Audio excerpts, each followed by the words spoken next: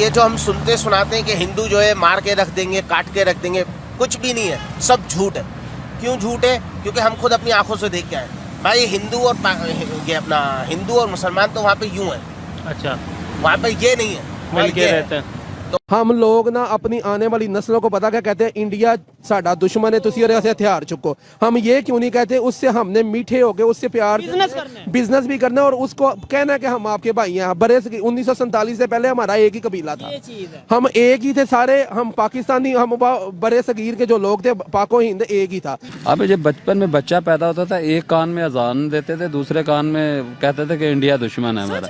ये ऐसे इतनी हद तक मतलब कि नफरत फैलाई जाती है हमारे स्कूलों में। वहाँ जो भीख मांगने वाला वो भी पढ़ा लिखा है। हर किसी बंदे का एक काम है कि उसने शाम को एक फिल्म का शो जरूर देखने जाना है।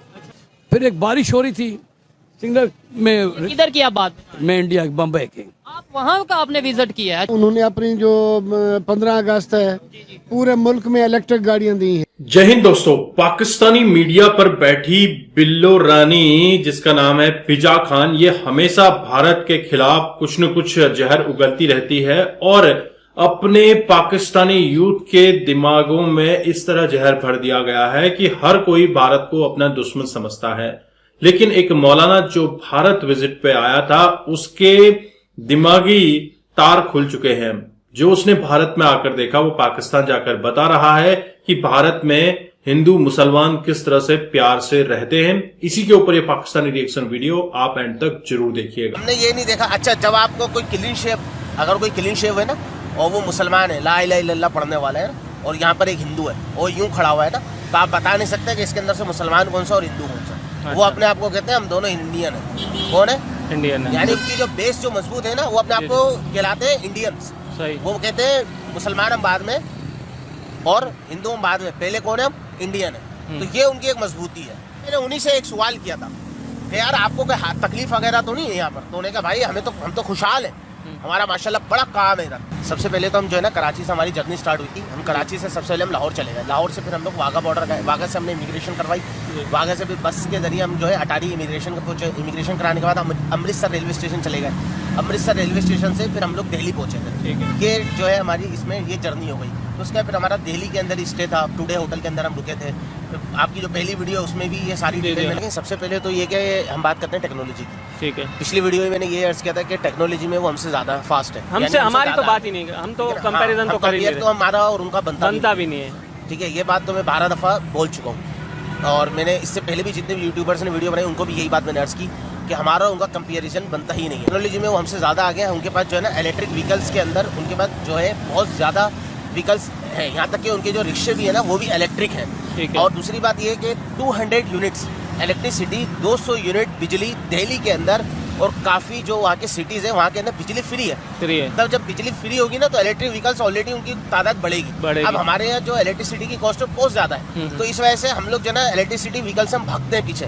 हम इलेक्ट्रिसिटी व्हीकल्स पे क्यों शिफ्ट नहीं हो पा रहे? वजह असल ये है कि हमारी इलेक्ट्रिसिटी बहुत महंगी पड़ती है हमें। हमारी घरेलू सार्फिन की बिजली इतनी महंगी है तो वो वही व्हीकल लेके करेगा क्या? ये वजह है। पहला कंपेरिजन तो यहाँ आ गया। सेकंड ये कि रोड के मुकाबले में रोड और डेवलपमेंट उनकी हमसे ज़्यादा अच्छी है। सफाई का निज़ाम हमारे से ज़्यादा बेटर है। तो वो उनका जो कंट्री है ना वो यूके बन लोग तरक्की कर रहे हैं, उन्होंने अच्छी पॉलिसीज बनाई है। अब तो वो भी प्राइम मिनिस्टर नरेंद्र मोदी जैसा लीडर जो है पाकिस्तान में चाहते हैं। और हम चीजें मैंने ये एनालिसिस की हैं और मैं अगर बात करूं तो मैंने वाकई ही पीस में लाने के लिए किया था एक काम जो शुरू किया था और जिसमें मुझे काफी मुश्किलात का भी सामना करना पड़ा। लेकिन ऑल्दो तुमने दो मुल्कों के दरमियान पीस फैलाना चाहा, तुम्हारा अपने पीस का बेड़ा गर्क। अब जब बचपन में बच्चा पैदा होता था, एक कान में अजान देते थे, दूसरे कान में कहते थे कि इंडिया दुश्मन है हमारा। ये ऐसे इतनी हद तक मतलब कि नफरत फैलाई जाती है हमारे स्कूलों में, हमारे कॉलेजों में, यूनिवर्सिटीज में। इंडिया हमारा दुश्मन है, इंडिया हमारा दुश्मन है। हालांकि हमने नहीं सुना, मोदी जी से कभी नहीं सुना। जब भी वो बात करते हैं कि आए गुर्बत को ख़त्म करते हैं, आए दहशतगर्दी को ख़त्म करते हैं, जो बंदा आपको बार बार बुला, इतना बड़ा, इतनी बड़ी उनकी सोच और इतनी जितना मुल्क को आगे लेके जा रहे, फिर भी आपको बुला रहा है। हर पाकिस्तानी जो है एटम बम है फटने के लिए तैयार है। भाई आप एटम बम हो जाके फटो, क्या ये धमकियां क्यों लगा रहे हो? तो मैं तो ऐसे मुल्क में आना तो बहुत बड़ी बहादुरी है उनकी। बहुत बड़ा वो दिल बात है जी, हाँ। बहुत बड़ा दिल है, बहादुर भी है। और ये भी देखे, एक प्यार करने वाला है और दूसरा ये बहादुर भी है बहुत ज्यादा। तो उसके ऊपर जो है आवाम को भी सबसे बड़ा बेनिफिट ये है कि उनको सहूलत अच्छी मिल जाएगी, सस्ती ट्रांसपोर्ट मिल जाएगी, सस्ती इंडस्ट्री उनकी चलेगी, तो डेफिनेटली मुल्क बूम करेगा। कैसे देखते हैं आपके ये इंडिया तो 2013 से पीछे, तो इसकी इतनी ज़्यादा जितनी को आज फैन फॉलोइंग है इंडिया की, पूरी दुनिया जानता, तो क्या वजूहत है कि इंडिया की इतनी रिस्पेक्ट दुनिया में क्यों बढ़ गई? हमें आज कोई पूछता नहीं है।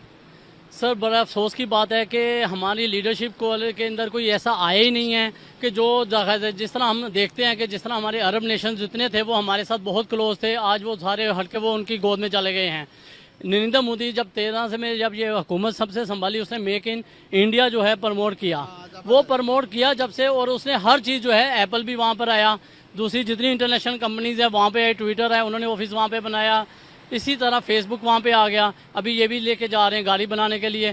तो डेफिनेटली उसका जो है ना सारी इंटरनेशनल जो बड़ी मार्केट है वो उधर जा रही है, वो कम्पीट कर रहे हैं, कंपेयर कर रहे हैं चाइना के साथ। जबकि पाकिस्तान जो है ना बिल्कुल आहिस्ता आहिस्ता अपनी मन घरत के जो इकोनॉमी के ऊपर, अपनी जो पॉलिटिक्स के ऊपर जो है वो उसके ऊपर ही फोकस कर रहे हैं, और उसी के ऊपर लड़ाई झगड़ा चल रहा है। उसके ऊपर जो है ना आवाम पिस रही है, मुल्क पीछे चला गया। मैं मिसाल देना चाहता हूँ कि 1950 जब 52 ईयर्स पहले बांग्लादेश जो है उनकी इकोनॉमी जो थी हमारे से, उधर जो एक बंदा इकोनॉमी जो डेली वेजेस पे कमा रहा था वो $20 मंथली इनकम। टेक्नोलॉजी की बहुत अहमियत है, लेकिन पाकिस्तान में इसलिए नहीं कि पाकिस्तान में रिस्पांस नहीं मिलता। जिसके अंदर टैलेंट है वो टैलेंट को दबा दिया जाता है। अगर टैलेंट को गवर्नमेंट ऑफ पाकिस्तान थोड़ा सा बैकिंग दे, उसको सपोर्ट करे, तो ये बहुत बड़े टैलेंट है। मुझे ये भी बताइएगा कि पर एकड़ हमारी पैदावार आजकल क्या है पाकिस्तान में? इस वक्त जो पैदावार है वो अगर आप उस पर गवर्नमेंट फैसिलिटी दे, अगर आप उस पर जैसे गंदम है, गंदम के बारे में ये तो तकरीबन के 100 मैट्रिक टन वो उस पर ये कर सकती है। लेकिन अगर इसके ऊपर बहुत सी चीज़ें, अभी हम लोग जो काम करते हैं, हम लोग, आपने मुझसे कहा कि मुझे ज़रा बताएं कि हमारी काश्त नहीं हो रही, तो हम उसकी मट्टी भी लेंगे, पानी भी लेंगे, उसकी लेबॉरेटरी टेस्ट कराएंगे, फिर आपको समझाएंगे कि इसके ऊपर कौन सी मट्टी लगानी है, कौन सा पानी लगाना है, फिर ये ग्रोथ वहीं पे आती है। टेक्नोलॉजी के थ्रू आप जो सा ये सारी चीजें ऑब्जर्व करेंगे और उसके बाद फिर आप उस पर वर्क करेंगे। दोस्तों, आपने ये वीडियो देखी और आपने इस मौलाना के वचन सुने। मौलाना जी घूमने आए थे भारत, और भारत भ्रमण के बाद इनका दिमाग बिल्कुल बदल गया है। बोले तो इनके विचार जो भारत के लिए थे वो बिल्कुल बदल चुके हैं, क्योंकि ये भी कहा जाता है, एक कान में अजान दी जाती है, दूसरे कान में बोला जाता है पाकिस्तान में कि भारत हमारा दुश्मन है। इस तरह से बच्चों के, बड़ों के दिमाग में जहर घोला जाता है। और इस मौलाना के विचार बदल गए जब उसने भारत आकर हिंदू मुसलमानों के बीच सौहार्द देखा, प्रेम देखा, किस तरह से आपस में मिलजुल कर रहते हैं, आपस में मिलजुल कर एक दूसरे के त्योहारों को सेलिब्रेट करते हैं। वो हमारे दीपावली मनाते हैं, हम उनके ईद में शामिल होते हैं। तो कहीं ना कहीं भारत में सारे धर्मों के लोग मिलजुल कर रहते हैं। लेकिन पाकिस्तान में पिजा खान, बोले तो बिल्लो रानी, ने हमेशा से यही फैलाया है। टीवी एंकरिंग की इसकी जो भी लाइव रही है, जो भी करियर इसका रहा है, इसने भारत के खिलाफ सिर्फ जहर घोलने का काम किया है। सिर्फ जहर घोलना ही इस बिल्लो रानी का काम रहा है। और ये इस तरह जहर घोल चुकी है लोगों के दिमाग में कि लोग वहां बैठे यही सोचते हैं कि भारत हमारा दुश्मन है। लेकिन जब भारत से लौटे लोग अपने देश जाकर बताते हैं कि भारत में क्या है, भारत के लोगों में क्या एक अच्छाई है, हिंदुओं मुस्लिमों में क्या एक यहाँ पे बॉन्ड है, वो बताते हैं। किस तरह से दोनों का कल्चर यहाँ पर मिलता है और भारत को अपना बड़ा भाई कहने लगते हैं। दोस्तों, ये पाकिस्तान की मीडिया, पाकिस्तान के सियासतदानों का किया कराया है, जो कि आज पाकिस्तान का ये हाल हुआ है। पाकिस्तान को स्टार्टिंग से ही ये सिखाया गया था कि भारत को दुश्मन की नजर से देखो, काफिर की नजर से देखो, जबकि सब एक ही जगह से निकले हैं। पाकिस्तान जो बना है पहले भारत का ही हिस्सा था, और जो पाकिस्तानी अपने आप को आज मुस्लिम कहते हैं और इस्लाम के ठेकेदार कहते हैं, वो आज से पहले हिंदू ही थे। सब कन्वर्टेड है। वहीं अरबी पाकिस्तानी या फिर और कन्वर्टेड मुसलमानों को मुसलमान नहीं मानते हैं।